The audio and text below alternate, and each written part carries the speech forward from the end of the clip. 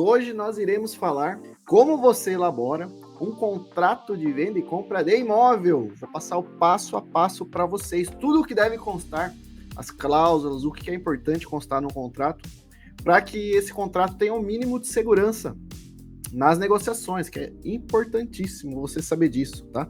Então já prepara aí o caderno, já separa aí as anotações, porque hoje vai ter material pesado para vocês, tá bom? Material pesado. E como, é claro, você pode ganhar dinheiro aí atuando nessa parte de documentação.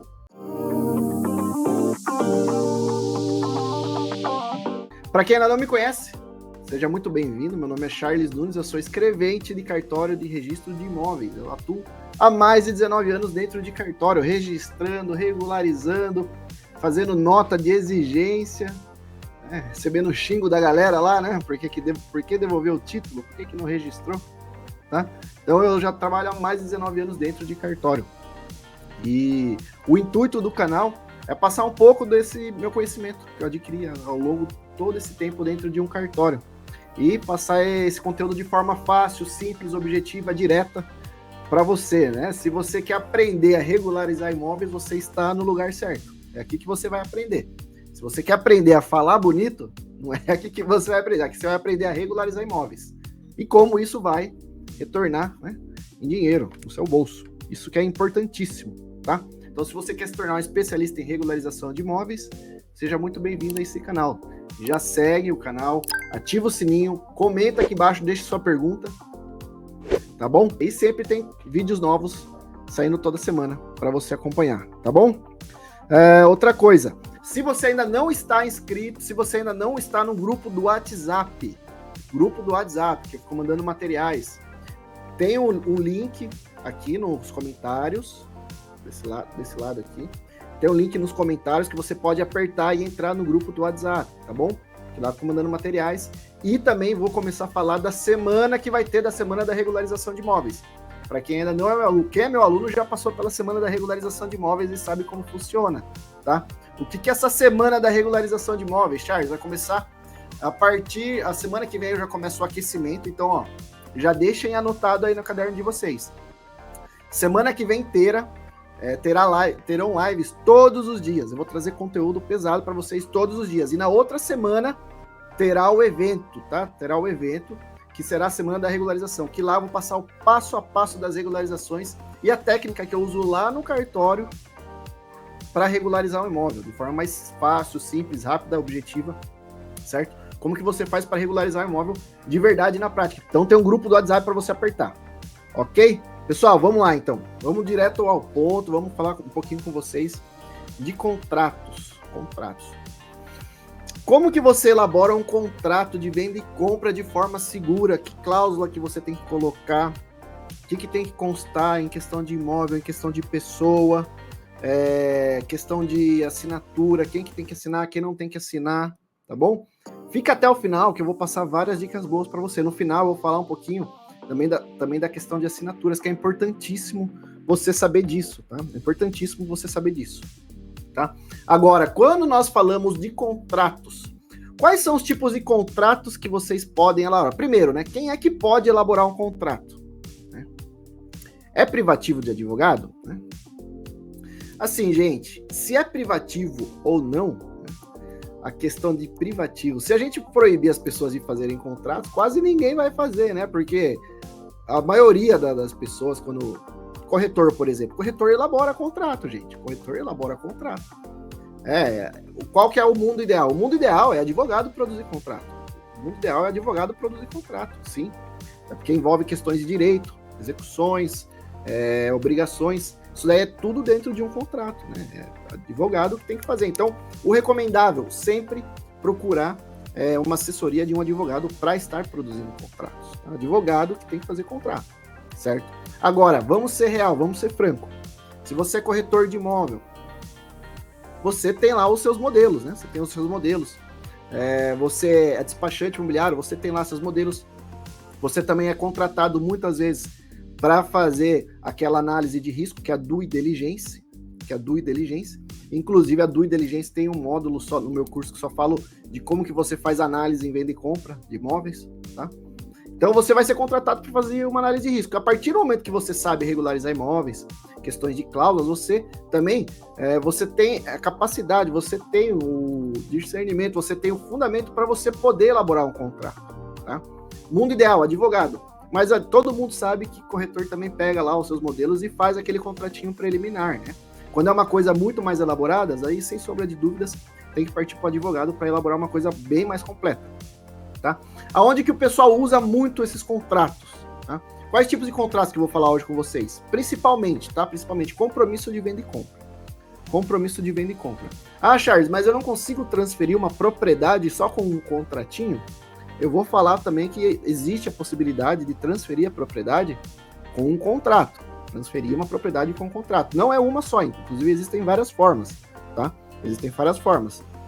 Mas, via de regra, o ponto principal que a gente vai abordar hoje é compromisso de venda e compra. Compromisso de venda e compra. Para quem não sabe o que é compromisso de venda e compra, é obrigatório assistir essa aula inteira, que eu vou passar hoje para vocês, tá?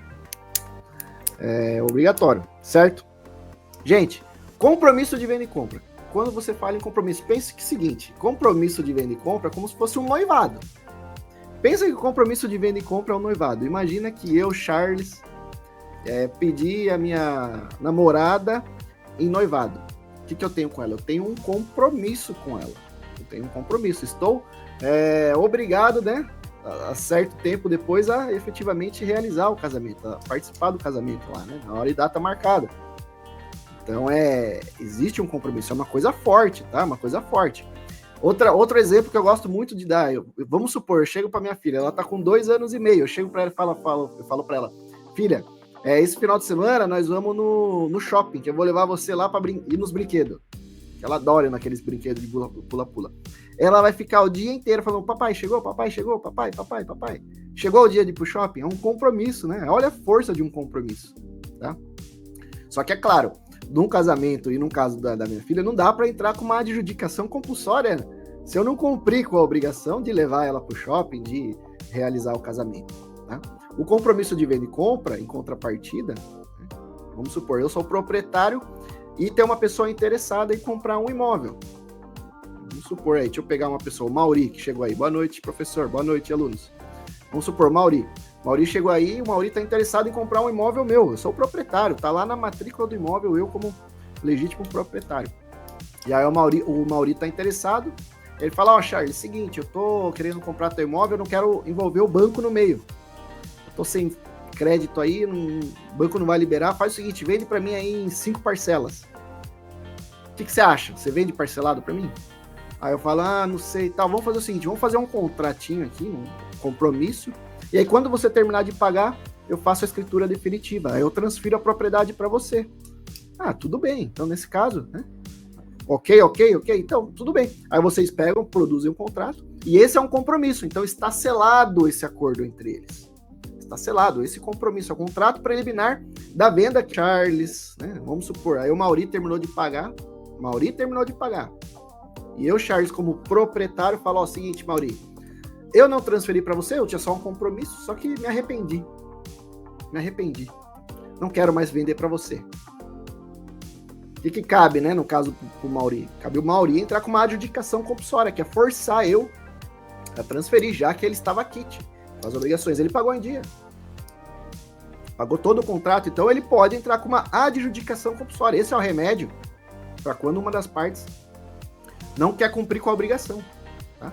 E aí, Charles, vamos supor o seguinte, Charles, imagina o seguinte, tem muito caso assim, viu, pessoal? Imagina que agora, a mesma situação, eu estou vendendo pro Mauri, só que o Mauri, ele tem problema judicial, então ele fala assim, rapaz, não passa no meu nome não esse imóvel, porque se esse imóvel passar pro meu nome, vai encher de penhora essa propriedade aí, porque tá ruim aqui, a coisa tá feia. A coisa tá feia aqui no meu nome. Se passar alguma coisa para mim, já vão tirar. Então não passa para mim. Aí eu falo, pô, Mauri, mas aí tá complicando, né? Tem a questão de imposto de renda aí, declaração. Você não tá pagando IPTU, tá vindo no meu nome. Pô, vamos fazer essa escritura, vamos passar.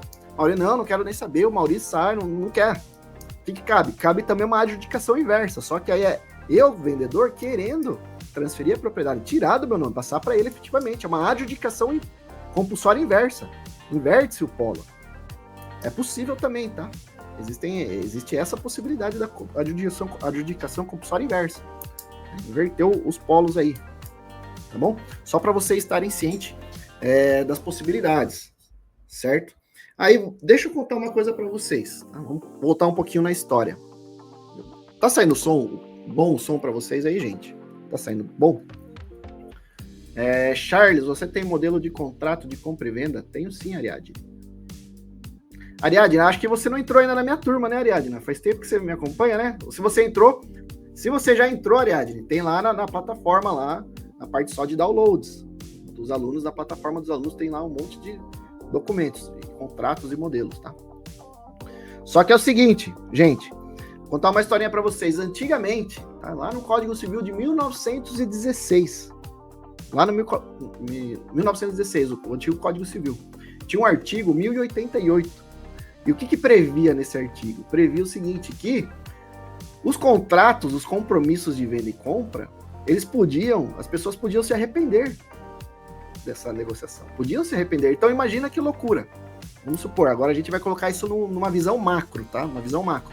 Imagina eu sendo o loteador. Eu fiz um loteamento lá com 100 lotes. E aí eu vendi metade e a metade ficou ainda no meu nome. Só que é o seguinte, desde a primeira venda lá atrás que eu vendi, vamos ajustar para a data de hoje, tá, os valores, mas naquela época eram cruzados, nem sei que tipo de moeda que era aquela época lá. Vamos colocar em real só para vocês entenderem. Vamos supor que eu fiz uma venda aí, desses primeiros lotes, desses 50 primeiros lotes, eu fiz por 40 mil reais, 50 mil reais. Eu vendi por 50 mil reais. Aí, as pessoas ficavam quase 2 anos pagando, né? 1 ano, 2 anos. Aí quando ela quitava, a loteadora falava, olha, eu vendi por 40, mas hoje já tá uns 100 mil esse lote. Vamos fazer o seguinte? Me arrependi. Aí cancelava o contrato, se arrependia, usava a cláusula de arrependimento, deixava o cara ver navio, né? Devolvia os 40 mil ali, né? Devolvia e a pessoa já tinha todo um planejamento sobre o imóvel, né? Muitas vezes ela até já tinha construído. Então tinha uma insegurança enorme, né? Tinha uma segurança enorme com as questões das compras. Só que o que aconteceu, né? Isso aí tava banalizando, né? A pessoa comprava uma coisa, depois, quando tava nas últimas parcelas, a loteadora ia lá e... Não, me arrependi. Vou revogar, né? Não vou mais fazer parte desse contrato. Que falta de respeito é essa, né, gente? Que falta de respeito. A pessoa já tá ali fazendo a planta, pensando na churrasqueira ali, os netos correndo, né? Fazer uma casinha bonita, piscina, aí a loteadora vai lá e faz, arrepende. Então não dá. O que aconteceu? Chegou o decreto-lei, né? Chegou o decreto-lei de 58. 58 de 37, falou, ó, seguinte, por mais que esses contratinhos antigos, chegou esse decreto e falou, acabou com isso daí. Agora, não cabe mais cláusula de arrependimento. Por mais que a pessoa de loteamento, ela quitou, tá pagando, não cabe arrependimento. E se não quiser passar a escritura definitiva para o promitente comprador, essa pessoa que está pagando, vai caber a adjudicação compulsória para esse comprador. Aí acabou com essas questões aí de arrependimento, tá? Assim, não é que foi exterminado do Código Civil a questão do arrependimento. É possível ainda fazer contrato com cláusula de arrependimento? É possível. Livre acordo entre as partes.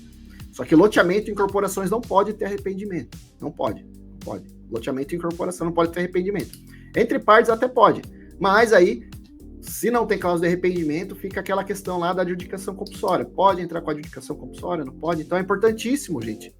Quando for essa questão de elaborar um contrato, ser muito bem elaborado. Tintim por tintim, cláusula por cláusula. Tudo que vai ser constado ali, nesse contrato. Tá? Então, você tem que ter cuidado. Não é simplesmente pegar um modelinho da internet, que está desatualizado, está cheio de cláusula ilegal, e você usar isso como, não, esse contratinho que eu peguei aqui é verdade, eu vou seguir esse contrato, tá?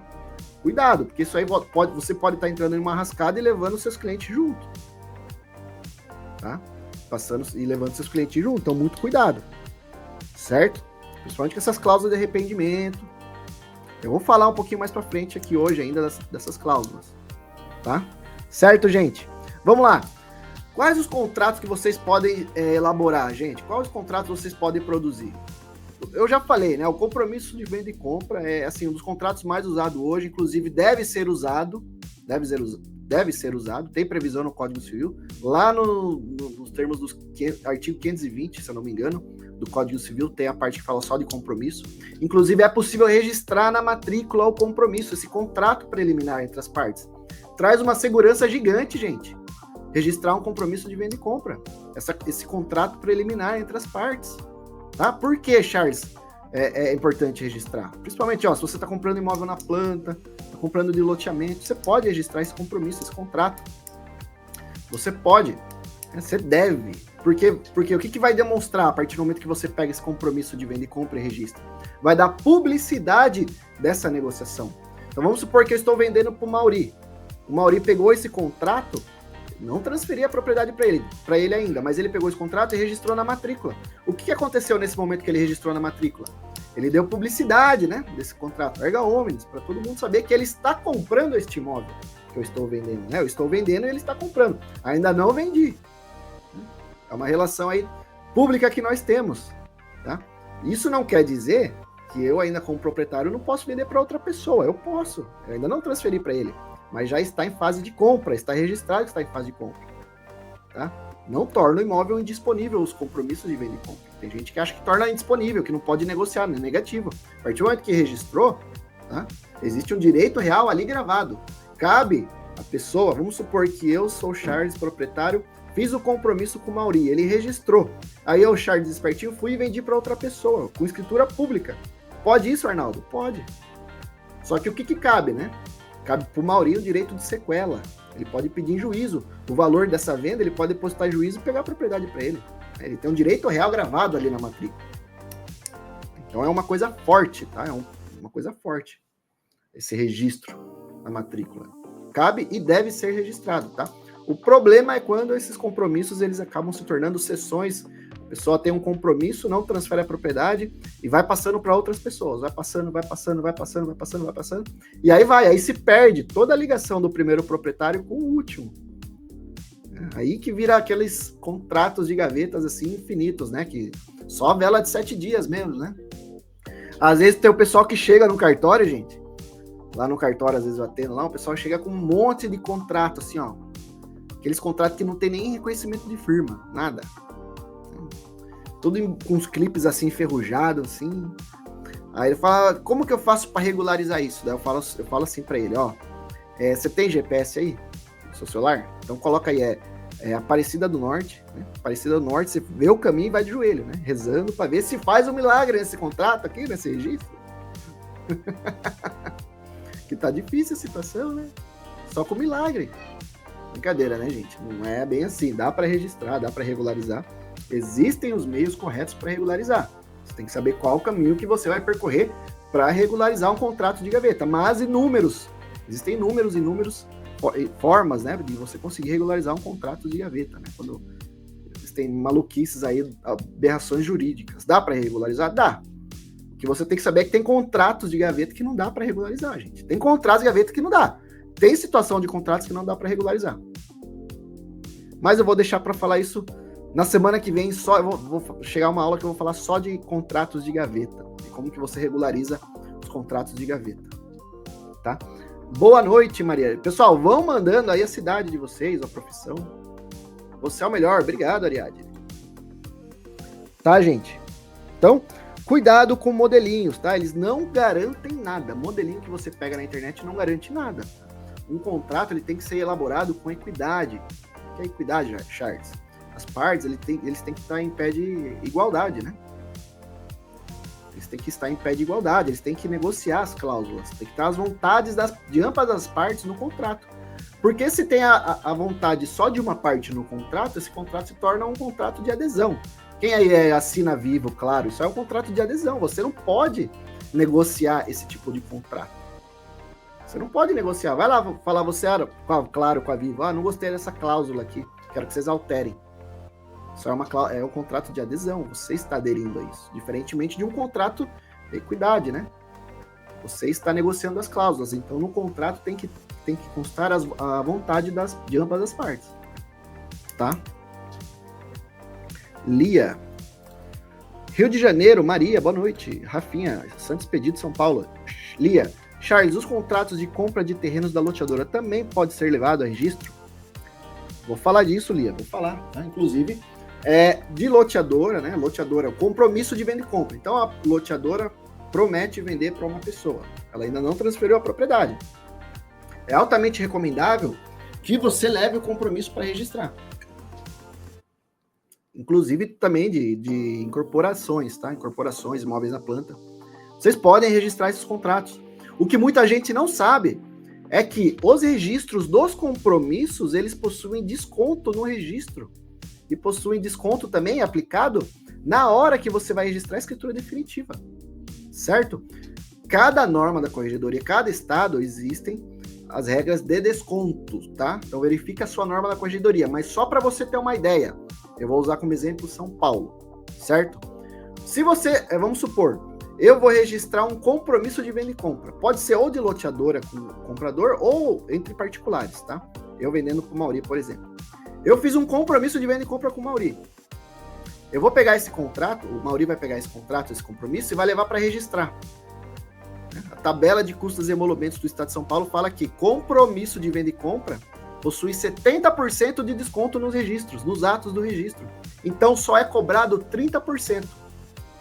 Só é cobrado 30%. Vamos supor que ficaria R$1.000 o registro, só para vocês terem uma ideia. Vamos supor que ficaria R$1.000 o registro. Você só iria pagar pelo registro do compromisso R$300. R$300. Você tem um desconto de 70%. Gente, eu sou ruim de matemática, tá? Se essa conta minha tiver errado de cabeça que eu fiz aí. Mas é isso, você aplica 70% de desconto e cobra só 30%. Isso eu tô falando do estado de São Paulo, tá? Cada norma da corregedoria tem os seus descontos aplicados, tá bom? E aí, depois, quando o Mauri quitar e formos fazer a escritura definitiva, o que acontece? O Mauri vai ter desconto de 30% no registro, ele vai só pagar 70%. Então, ele pagou 30% no registro do compromisso e os outros 70% ele paga só na escritura definitiva, vai aplicar outro desconto lá na frente. Então, é bom registrar o compromisso, gente, é bom, porque você vai ter descontos, tá? Descontos. Raimundo perguntou, mas isso em todo estado? Raimundo, eu dei o exemplo da tabela de custos e emolumentos do estado de São Paulo, 70-30, 30-70. Nos outros estados existem descontos também, só que tem vários estados no Brasil, né? Não sei, cada tipo de desconto aplicado, tá? Mas a ideia é a mesma, existe algum benefício nos registros dos compromissos e da escritura definitiva posteriori, tá bom? Então verifique aí no seu estado, nas normas, certo? Então, importantíssimo registrar o compromisso, tá? Pessoal, para quem ainda não se inscreveu no canal, aperta aí para se inscrever no canal, tá? Não se esqueça, ajude aí o canal a crescer para que essas informações cheguem a mais e mais pessoas e ajude muita gente, porque hoje, pessoal, é um problema que nós temos aí na sociedade, né? Questões de informações e direito. A galera não sabe nem que existe cartório de registro de imóveis, não sabe que existe cartório de notas, acha que tudo é igual, acha que tudo é cartório de registro civil só para tirar certidão de óbito e nascimento. Tá? Tem que passar as informações. Outra coisa, não ensina em faculdade, não ensina em faculdade de Direito, não ensina faculdade de Engenharia, não ensina no cursinho do Cresce. As pessoas mal sabem o que é uma matrícula, né? Então existe um buraco de informações, hoje que é enfrentado. Por isso que muitas pessoas levam golpes, tá? Compra imóvel de pessoas que nem são donas, contratinho de gaveta doidado, as pessoas não têm informação. Então, compartilha esse vídeo aí com mais e mais pessoas para ajudar a disseminar essas informações, tá bom? Gente, tá? Então, por que você faz um contratinho, um compromisso, né? O contratinho que eu falo, o compromisso de venda e compra. Por que as pessoas fazem o compromisso de venda e compra?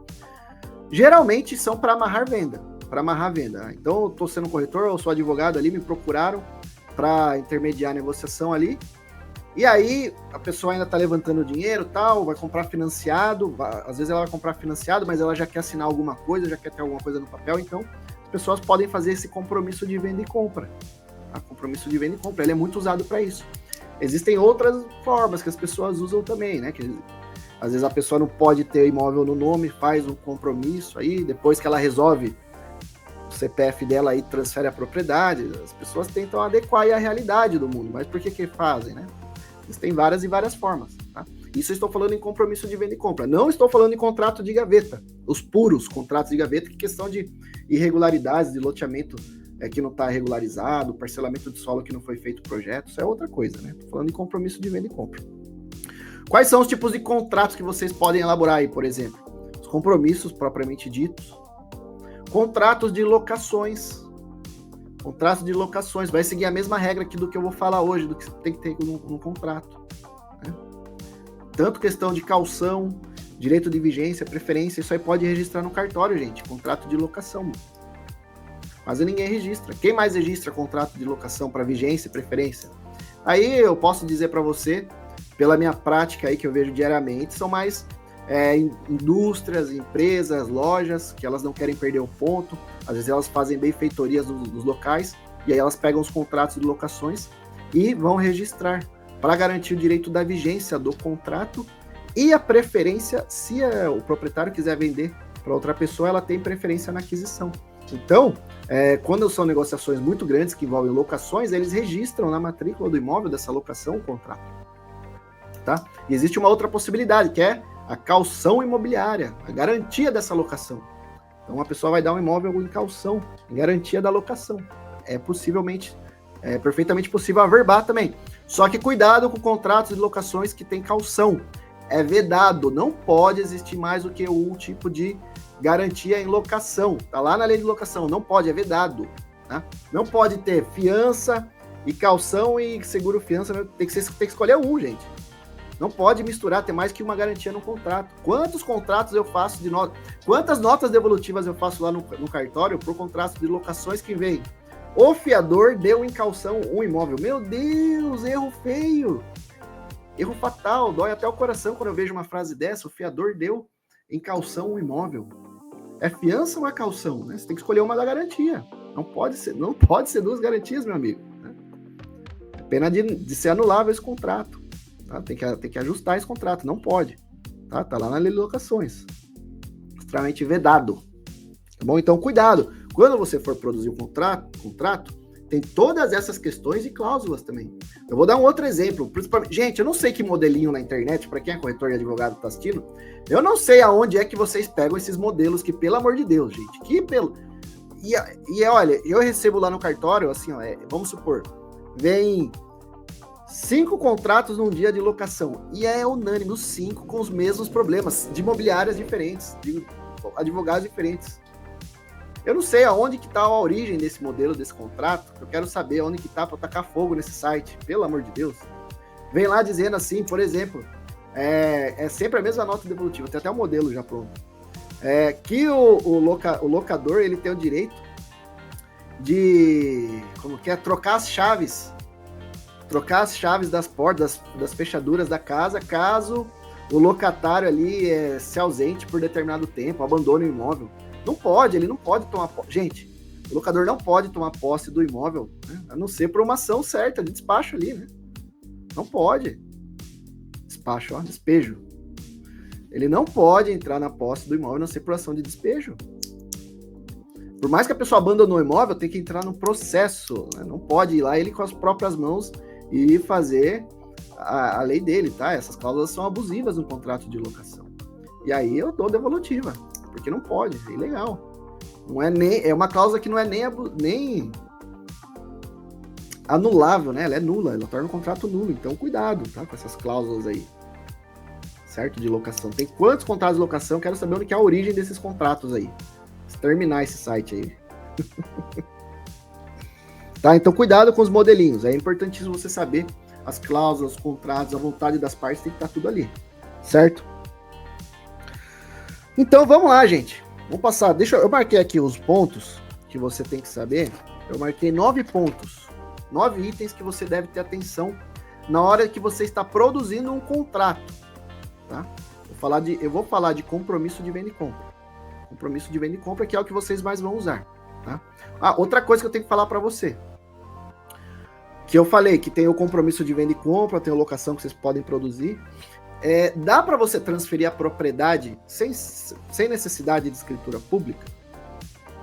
Tá? Vamos lá. Quando que é necessário ter escritura pública? Primeiro, quando que é necessário? Tem um artigo lá no Código Civil, o artigo 108, que ele diz lá que negociações acima de 30 salários mínimos, tá? Acima de 30 salários mínimos federal, salário mínimo federal, tá? Tem que serem feitos por escritura pública. O que isso quer dizer, Charles? Vamos supor que é R$1.000 o salário mínimo, R$30.000, vamos supor. 30 salários mínimos é só ideia, só para vocês terem uma ideia. Vamos supor que o salário mínimo é R$1.000 e 30 salários mínimos dão 30 mil. Então você vai fazer uma negociação, vai fazer uma venda e compra, você está intermediando ali uma negociação. O imóvel ele vale R$30.000, o valor venal é 30 mil e o contrato vai ser de 30 mil também. O que você pode fazer? Você pode produzir um contrato de venda e compra. Contrato de venda e compra. Recolhe o ITBI, que é o Imposto de Transmissão de Bens Imóveis, e aí você junta o contrato e o ITBI e você consegue levar no registro de imóveis e transferir a propriedade, certo? Mas isso aplicado para negociações que o imóvel, cujo valor não supere 30 salários mínimos, tá? Marcou isso na tua cabeça? Artigo 108 do Código Civil. Acima de 30 salários mínimos, obrigatoriamente, a forma dessa negociação deve ser por escritura pública, ou seja, lá no cartório de notas. O tabelião de notas tem que fazer, o tabelião que tem fé pública para produzir os contratos. Então, o que ele escreveu ali é verdade, certo? O que é uma escritura pública, Charles? É um contrato. É simplesmente um contrato que é feito por um cartório de notas, certo? Se você tiver esse contrato, essa escritura, e não levar para registrar, ela era não, né? Teve só eficácia plena ali, né? Ela tem que ser levada para registrar para transferir a propriedade, tá? Outra coisa, não tente dar uma de esperto. A gente pega tanta gente esperta lá no cartório querendo dar uma de esperto. Vamos supor, o imóvel vale R$60.000. Aí chega uma pessoa malandra e fala, 60 mil. O Código Civil diz que eu posso fazer até 30 salários mínimos, eu já sei. Tive uma ideia magnífica e genial na minha cabeça. Eu vou fazer 2 contratos, um de 30 e outro de 30. O cartório vai registrar, porque eu estou respeitando os 30 salários mínimos. É um gênio, né? Quem nunca pensou nisso? Não pode, tá, gente? Não pode. O que vale aí é o valor do imóvel. O imóvel não pode ter valor superior a 30 salários mínimos. Se o imóvel vale R$100.000 e você está vendendo uma fração de R$5.000, você não pode fazer por instrumento particular. Você tem que fazer pela forma pública, certo? Escritura pública. Não adianta você ficar picando vários contratos, picadinho de 30 em 30 mil, de 30 salários mínimos, que eu estou dando um exemplo, para você levar para registrar, tá? Já teve suscitação de dúvida, tudo, em questão de registro. O pessoal levou ferro, não dá, já tem inúmeras decisões aí, isso é pacificado, tá? Não cabe, tá? Mas é só uma fração ideal de 20% do imóvel que vai corresponder. Não cabe. Tá? Por mais que seja a fração ideal, se é a fração ideal, piorou. Porque aí você tá querendo fazer uma burla ao parcelamento do solo. Aí já cai em outro tipo de ocorrência, né? Entendeu? Então, não tente dar uma despertinho, tá? Fora escritura... só que, Charles, você falou aí que 30 salários mínimos, né? Acima de 30 tem que ser por instrumento público. Mas os contratos do financiamento da Caixa Econômica, do Banco do Brasil, consórcio, eles são instrumentos particulares, né? Os bancos que produzem. Exatamente. Esses contratos aí, eles são... A forma deles, eles têm força de escritura pública, é previsto em lei. Na 9.514, a lei de alienação fiduciária. Eles podem produzir esses contratos. Inclusive, acabou de mudar a alienação fiduciária, tá, gente? CNJ aí decidiu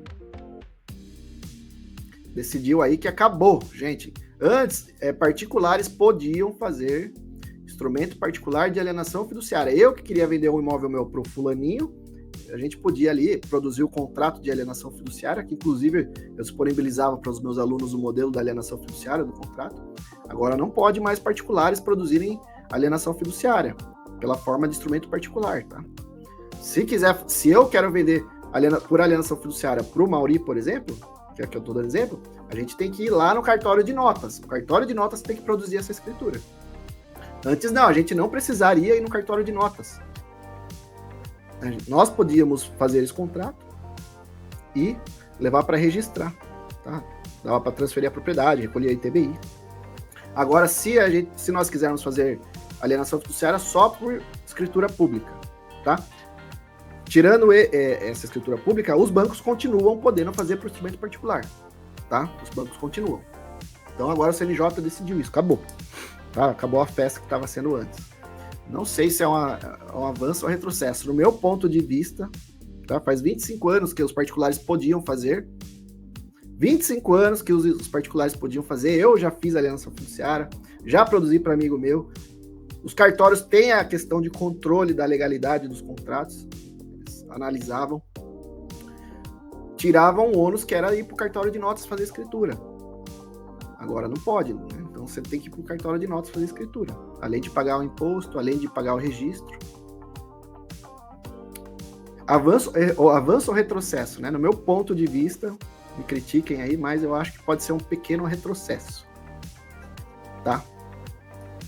Porque vai encarecer mais. Ó, loteadoras, incorporadoras podiam fazer esse contrato de alienação fiduciária. Agora elas não podem. Elas não podem, tem que levar para o cartório de notas. Isso daí deixava mais barato o custeio do cliente, tanto da compra quanto do registro. Ia ter um valor a menos. Ia ter um valor a menos para ele pagar, agora vai ter um valor a mais. Então, quem é que sempre sai perdendo? O comprador, né? Então, isso aí vai onerar mais a parte compradora, essa decisão, tá bom? Mas, deixa aí nos comentários o que você acha dessa decisão aí, tá? Então, fora isso, quem é que pode, quais tipos de contratos que existem no instrumento particular? Aí tem os artigos 108, que você pode produzir, respeitou os 30 salários mínimos, pode registrar, ok. Tem o de loteamento, tá? Loteamento, artigo 26 da Lei 6766. Eu sou o loteador, que é a pergunta da... Deixa eu ver quem fez aquela pergunta.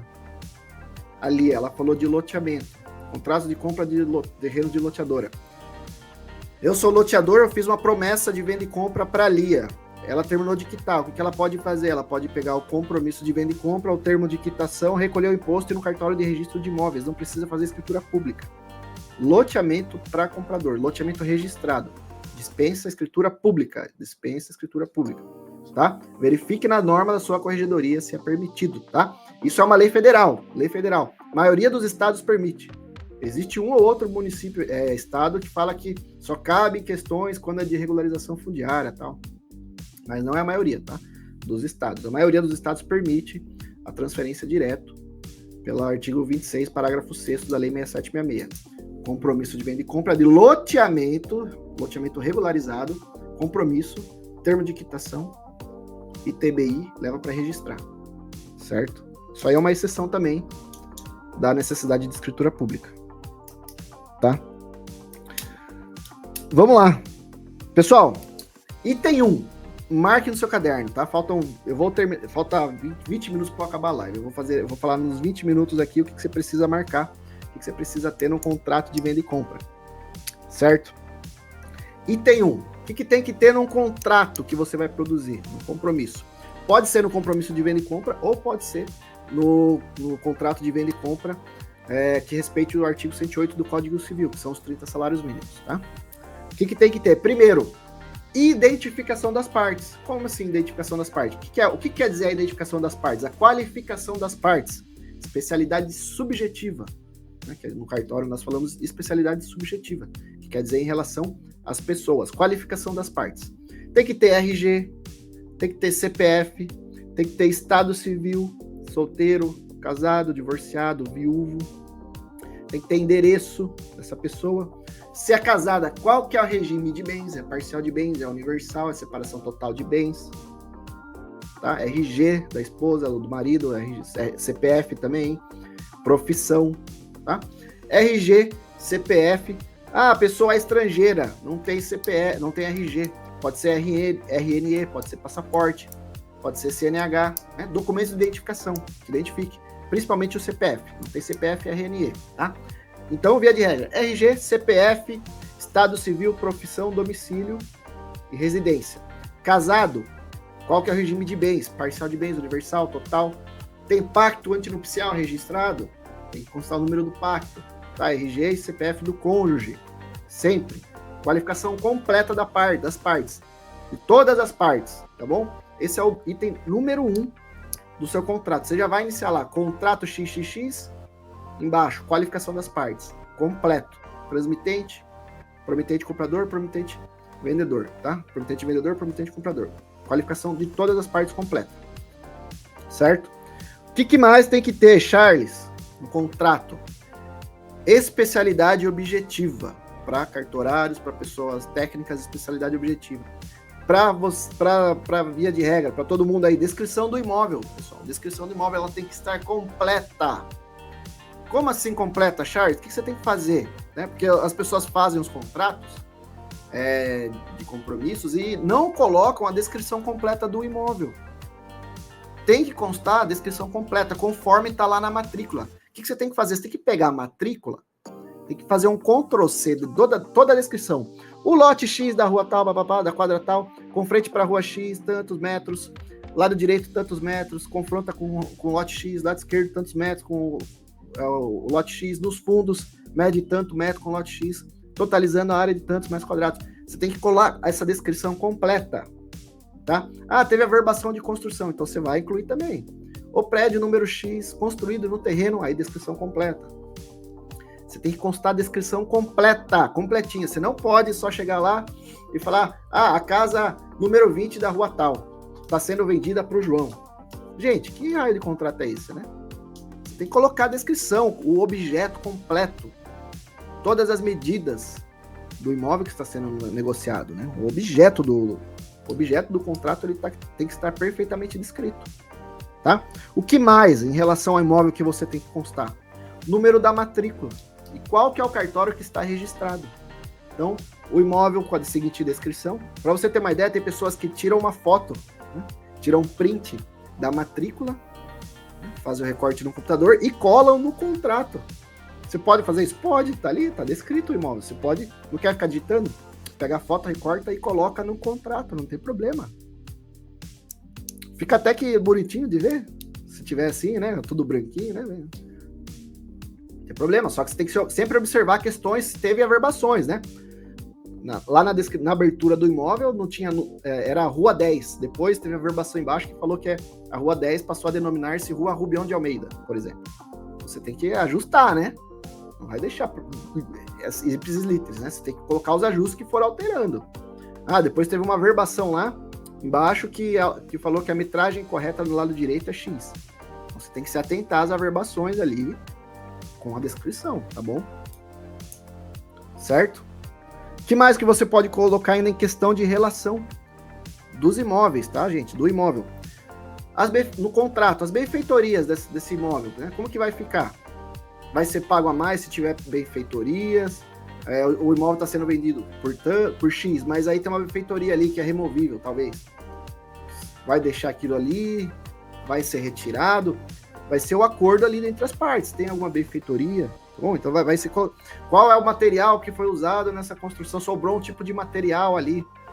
Sobrou 50 fardo lá de piso, de tijolo. Tudo isso aí diz em relação ao imóvel. Você pode...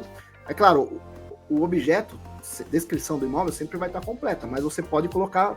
Quanto mais detalhado o contrato você estiver produzindo, melhor. Tá?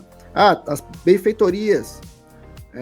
X, eu estou comprando um imóvel que tem um defeito na porta ali e não vai ser dado desconto, então eu vou efetuar um reparo ali. Quem que vai efetuar esse reparo? Vai ser indenizável esse reparo? Então tudo isso você tem que constar no contrato, tudo em relação ao que vai dizer a questão do imóvel e do objeto do contrato, tá bom? Esse é o segundo ponto, em relação ao imóvel. Qual que é o terceiro item que vocês devem colocar no contrato? Tá? Esse daqui, gente, vocês têm que ter um ponto de atenção, tá? Vocês têm que ter muito cuidado nesse item aqui. Forma de pagamento, tá? O valor total do negócio. Quanto que vai ser essa negociação? Qual o valor total da venda? Qual é a forma de pagamento? Não é só você constar, o valor do negócio é 50 mil. Mas 50 mil o quê, né? Vai ser pago 30 mil à vista, 20 parcelado, vai ser 50 mil que a pessoa vai pegar um financiamento depois, vai ser 50 mil em dinheiro e depois mais 100 mil em uma permuta, tá? Então você tem que constar tudo isso. Vai ser feito em Pix, vai ser feito em boleto bancário, vai ser feito em débito em conta corrente na conta X da pessoa tal. O meio e a forma de pagamento. Você tem que constar isso no contrato. Tá? Quanto mais detalhado o seu contrato em relação a essas condições de pagamento, melhor. Tá? Aí você tem que ter muito cuidado. Muito cuidado. Senão abre brecha aí para alguma das partes entrar em litígio depois. Tá? Outra coisa também nesse contrato que vocês podem colocar, a gente pode constar a cláusula ad mensuram ou ad corpus. Né? Qual que é a diferença, Charles? Ad mensuram, ad corpus? Carlos Polis, boa noite, Carlos. Seu curso vale a pena. Conseguimos aqui na minha cidade regularizar o lote sem escritura. A compradora adquiriu direto do loteador. A cliente ficou super satisfeita. Obrigado, Margarete. Aluna minha, né, Margarete? Pegou essa dica lá no curso, né? Que legal, gente. Inclusive, alunos meus da mentoria de contínua, tá? Ad eterno. Amanhã teremos mentoria, tá? Já separei um casinho ótimo para vocês. Inclusive, amanhã cedo já vou disponibilizar no grupo dos meus mentorados exclusivos o caso, para eles irem analisando e chegar à noite, agora umas 8 horas da manhã, eles já virem com a nota devolutiva e tudo que está errado no contrato. Vamos trinchar item por item, tá? Quem ainda não entrou nas minhas mentorias, fique esperto, certo? Só consegue entrar nas minhas mentorias, gente, aqueles que são alunos meus. Primeiro se torna aluno, depois que é meu aluno que entra na mentoria exclusiva, no grupo dos masterminds ali, tá? Dos faixa preta da regularização, é um outro grupo, a parte, tá? Um grupo de mentorados, certo? Vamos lá, vamos continuar. Que mais? Ad mensuram e ad corpus. Vamos supor, ad mensuram. Qual que é um contrato ad mensuram? É um contrato que vamos supor, eu tô interessado em comprar um sítio, só que eu vou comprar por metro quadrado. Então, quanto que é um metro quadrado? 10 mil? Então, eu vou comprar X metros quadrados. E aí, o contrato vai ser elaborado, ad mensuram, pelo tamanho da metragem que eu vou comprar. Tá? Diferentemente de um contrato ad corpus. Ad corpus, eu estou comprando o sítio X, independente de qual é a metragem que tem esse sítio. Eu estou comprando o sítio. Ad corpus. Corpo inteiro.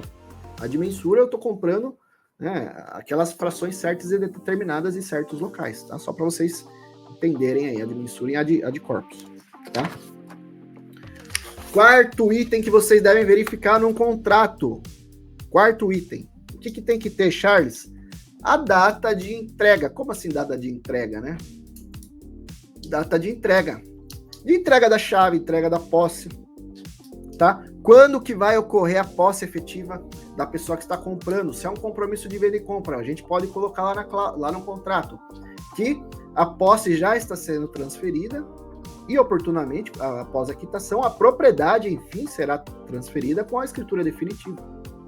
Tá? Eu já posso liberar a posse para ele. Então, a partir desse contrato, já está autorizado o prometente comprador a fazer posse do imóvel. Ou eu posso colocar lá no contrato também que eu só vou liberar a posse do imóvel, eu que sou o vendedor, o prometente vendedor, eu só vou liberar a posse para ele após a quitação do contrato. É livre essa estipulação, mas tem que ter essa cláusula, dizendo quando que vai se dar a entrega da posse desse contrato, tá? Só que cuidado, tá? Muita atenção aí, com contratos que já passam a posse, tá? Porque se a pessoa ficar inadimplente, o prometente comprador fica inadimplente e ele toma posse, vai ser difícil tirar a pessoa ali, tá? É difícil tirar inadimplentes quando já tem a posse, né? Principalmente, vamos lá, hein? Quem é investidor de leilões, né? Que arrematam leilões que tem posse, vocês sabem a dor de cabeça que é para tirar um ocupante. Tem um amigo meu que está vivendo neste momento um problema desse, né? Tá? Então, data de entrega, certo? Quarto item. Quinto item que vocês devem obrigatoriamente constar num contrato. As obrigações que as partes terão, tá? A partir daí. Qual que é a obrigação do promitente vendedor? Qual que é a obrigação do promitente vendedor? Transferir, passar a escritura definitiva após a quitação. Qual que é a obrigação do promitente comprador? Pagar em dia. com as parcelas, tá? Mas não é só isso, você pode constar muito mais coisa nessas obrigações. Por exemplo, como é que vai ficar as questões dos impostos? Você vai pagar, vamos supor que você só vai liberar a posse do imóvel quando o fulano tal que tá. Quem é que vai pagar o imposto nesse tempo? Vai ser um acordo que vocês vão fazer, tá? Ah, tem dívidas de IPTU, quem é que vai pagar? Até certo, vamos dividir no meio, vai ser pago integralmente? É claro, gente, existe aquela questão lá do propter rem, né? As obrigações propter rem, que acompanham o imóvel. As dívidas acompanham o imóvel, tem dívida, acompanha o imóvel, tá? Não acompanha o CPF da pessoa, propter rem. Só que nesse contrato vocês podem estipular, tá? Vocês podem estipular isso. É claro, vai acompanhar o imóvel se vamos supor que está estipulado para o vendedor pagar. Se eu não pagar, quem está comprando que vai assumir, né? Só que eu tenho um contrato com o cara, ele pode executar depois, entendeu, né? Mas vai ter que ser pago aí de alguma forma, que acompanha o imóvel, tá? Quem está comprando, compra uma dívida junto, se o imóvel tem dívida. Mas o acordo que eu fiz com ele, eu posso executar, tá? Ele pode me executar. Para quem é que vai ficar os custos de registro e de escritura futuras, e TBI que virão? Isso aí você tem que colocar no contrato, tá? Tem que ser tudo pactuado. Todo acordo das partes tem que colocar nesse contrato, nessa parte de obrigações, tá? E direitos. Certo? Então esse é o quinto item que vocês têm que ter atenção no compromisso de venda e compra, no contrato, quando vocês forem elaborar, tá? Sexto item que vocês devem ter atenção, que é o que eu falei lá no começo da aula, tá? Irrevogabilidade e retratabilidade. Isso daí é fundamental e deve ter no contrato, tá? E as pessoas não podem se arrepender desse contrato. Chega lá, vamos supor, eu estou vendendo para o Mauri, chega lá na última parcela, eu falo, me arrependi, Mauri. Tem cláusula de arrependimento. Não, cuidado, gente. É livre a estipulação entre as partes? É livre. Né? Mas não façam esse tipo de contrato, tá? Cláusula de arrependimento e irrevogabilidade, tá? Irrevogável e irretratável. Não pode ter essas cláusulas. Tem que ter essas cláusulas, tá? Outra coisa, muitos contratinhos que vocês pegam de modelo na internet não constam essas cláusulas, tá? Verifiquem aí se vocês usam compromissos de modelo, se tem a cláusula de irretratabilidade e irrevogabilidade. Tá? As partes não podem se arrepender do que foi acordado ali, tá bom? Se se arrepender e não quiser passar a escritura, cabe a adjudicação compulsória, tá? Adjudicação compulsória. Tá lá no 420 do Código Civil, para quem quiser ver, tá bom? Que mais, gente? Vamos chegar lá no sétimo, ó, são 9, tá? Estamos no sétimo, pra gente finalizar aí. E o nono, tá? O nono que vai ser importante. O sétimo. O que você deve constar também no contrato? Questões de penalidades.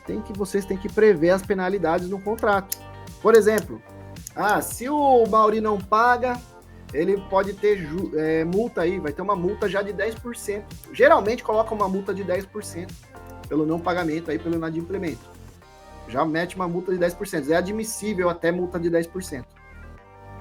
Se as partes acordarem com o que está nas cláusulas ali. Não está cumprindo com alguma cláusula, questões de prazo de pagamento, entregas de chave, algum acordo paralelo que foi feito, pagamento de tal parcela de IPTU, alguma coisa, é livre a estipulação, mas você pode constar lá, né, uma cláusula de penalidade de multa de 10% em descumprimento de alguma das cláusulas. É aceitável uma multa de 10% e mais 1% ao mês de mora, por exemplo. Cada mês que vai passando, mais 1% de mora. É admissível. Agora, cuidado, se colocar uma cláusula muito alta, uma taxa muito alta, né? Aí você pode incorrer numa cláusula abusiva. Só cuidado nessa questão da penalidade, tá bom? Que mais que tem que ter no contrato, Charles? Certidões, gente. Você tem que constar as certidões que foram apresentadas no momento do contrato. Charles, foi apresentado certidões negativas trabalhistas, foram apresentadas certidões dos tribunais de justiça, foram apresentadas as certidões de débitos condominiais, foram apresentadas as certidões distribuidores cíveis e criminais, alguma deu positiva, alguma certidão deu positiva que tem que regularizar, Então você já coloca ali, ó, deu uma irregularidade na certidão X, ele tem um prazo de tanto tempo para regularizar essa situação. Lá no TJ apareceu lá que tem uma execução, que pode recair uma penhora sobre o imóvel, então ele tem o prazo de tanto para regularizar. Não foram apresentadas as certidões, mas ele vai ter o prazo de mais 2 meses, 1 mês para me apresentar as certidões. Então isso é importantíssimo, gente, importantíssimo colocar no contrato, tá bom? Certidões, as apresentadas ou que serão apresentadas em um momento oportuno, e você coloca um prazo ali, tá bom? E qual que é gente, tudo isso que eu falei para vocês é o básico, tá? Eu falei o básico. É o básico que tem que ter num contrato, certo? Boa noite, Charles. Estou te ouvindo também participando de uma reunião online no Rotary. Estou com ronquidão. Ei, Carlos Polis, grande advogado. O que eu falei é o básico, tá, gente? É o básico. Existem muitas mais cláusulas que você deve analisar no contrato. Tudo que a vontade das partes, né, equidade, tem que constar ali. Tem que ficar esperto para não ter alguma cláusula abusiva, alguma cláusula ilegal. O acordo entre as partes é livre. O que as partes estipularem deve constar no contrato. Só não pode existir ilegalidade.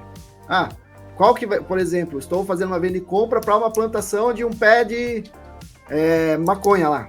É um contrato ilegal, né, gente? Pelo amor de Deus, não tem nem como se executar um contrato desse. Né?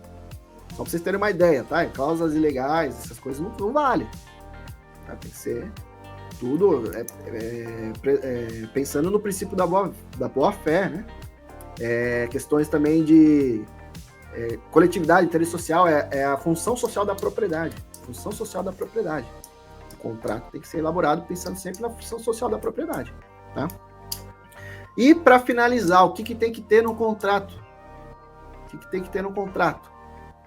As assinaturas das partes, lembrando, se casado, constar a assinatura marido, mulher, marido, esposa, tanto faz, tem que constar. Dispensa-se a assinatura em caso de separação total de bens. Que a administração dos bens é livre entre os cônjuges, mas separação total de bens. Tá? Separação total de bens pactuada, não é separação obrigatória de bens. Certo? Mas sempre verificar se está todo mundo assinando. Se existe anuência do vendedor, que você tem marido e mulher, se existe um casamento.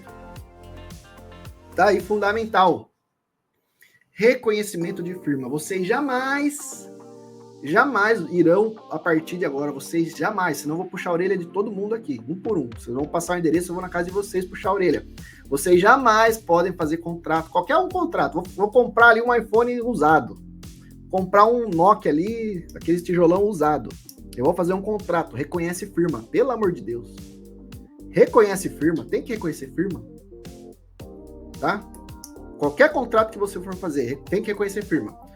Charles, vou fazer um contrato aí, que é o seguinte, não vai dar para registrar esse contrato, vai ser um contrato de gaveta. Tá bom, você vai fazer um contrato de gaveta? Pelo menos, meu amigo, reconhece firma desse bendito contrato, porque se for daqui 15 anos e você tiver esse contrato, você consegue comprovar o tempo de posse, porque está ali naquele reconhecimento de firma, ali a data que foi reconhecida a firma. Você consegue mais um meio de comprovação da posse. Você consegue comprovar que quem assinou aquele contrato realmente são as pessoas que assinaram. Você está dando uma publicidade, uma veracidade da assinatura. Tá?